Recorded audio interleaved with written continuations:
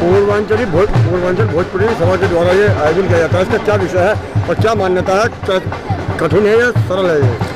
हमारे लिए छठ एक महापर्व है और हमें खुशी है कि पूर्वांचल समाज के लोगों द्वारा ये प्रारंभ किया गया और आज पूरे विश्व में ये त्यौहार फैल चुका है।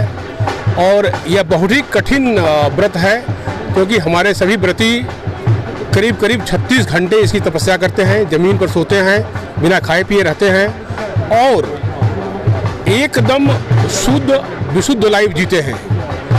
उसको विशुद्ध रहते हुए और इस पूजा को करना अपने आप में एक जीवन की कठिन तपस्या है। यह एक साधारण आदमी नहीं कर सकता। उसे वास्तव में भगवान सूर्य की, छठी मैया की शक्ति प्राप्त है, इसलिए वो कर पाता है। ये कितने दिन का व्रत होता है और क्या मान्यता मानी जाती है तो क्या होता है? ये पूरे 72 घंटे का व्रत होता है और ऐसा मान्यता है कि हमारे सूर्य देव ही इस सृष्टि के रचयिता हैं और सृष्टि के जीवन रक्षक हैं। तो ये हम लोग मान के चलते हैं कि इस पूजा करने से हमारी संतान की उत्पत्ति होती है और उसकी रक्षा होती है। अजीत श्रीवास्तव जी, जैसे कि उन्होंने बताया, इससे कुछ आप विपरीत जानते हो तो बताइए छठ पूजा के बारे में। ये केवल पूर्वांचल वाले मनाते हैं या और भी मना सकते हैं उसको? देखिए, छठ पर्व जो है भगवान सूर्य की आराधना है और साथ में छठ मैया का जो मान्यता है उसे माँ दुर्गा के कात्यायनी रूप से भी जोड़ा जाता है।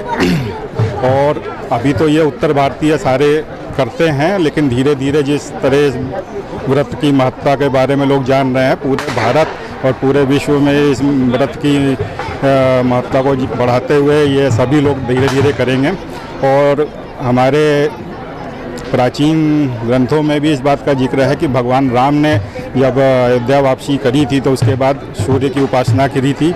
और इसी तरीके से महाभारत में भी द्रौपदी का एक ऐसा अंश आता है जहाँ पे उन्होंने सूर्य की उपासना करी थी। तो बहुत ही प्राचीन समय से भगवान सूर्य की आराधना उपासना हम लोग करते आ रहे हैं और उसी से जुड़ा ये छठ पर्व है। इस पर्व की बहुत बड़ी महानता ये है, जैसा आप देख रहे हैं छठ घाट पे अभी, कि कोई जाति पाति का इसमें बंधन नहीं है। जैसा कि आप घाट पे देख रहे हैं कि छठ पर्व की सबसे विशेष महानता ये है कि इसमें किसी प्रकार का कोई जाति धर्म का भेदभाव आपस में महसूस नहीं करते हैं। सब लोग एक दूसरे के साथ मिलजुल के व्रत करते हैं। कौन किसके बगल में खड़ा है, कौन ऊंचा है कौन नीचा है, इसका बिल्कुल कोई ध्यान नहीं देता। और सब लोग जो एक दूसरे में आपस में एक दूसरे को जानते भी नहीं है, आपस में एक दूसरे का प्रसाद ग्रहण करते हैं। तो ये एक राष्ट्रीय एकता का बहुत बड़ा पर्व है और मेरे हिसाब से तो हिंदुस्तान में भाईचारे को दिखाता हुआ इससे बड़ा कोई पर्व नहीं है। सलाम करते हैं, लेकिन आप तो डूबते हुए सूर्य को सलाम करते हुए, इसका क्या हुआ? नहीं, यही हमारी परंपरा है कि जो सूर्य है वो उगता हुआ भी सूर्य ही है और जब अस्त हो रहा है जब भी वो सूर्य ही है।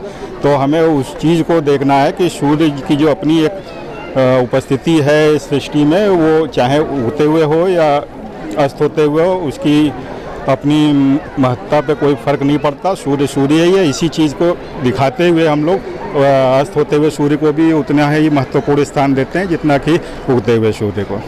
बहुत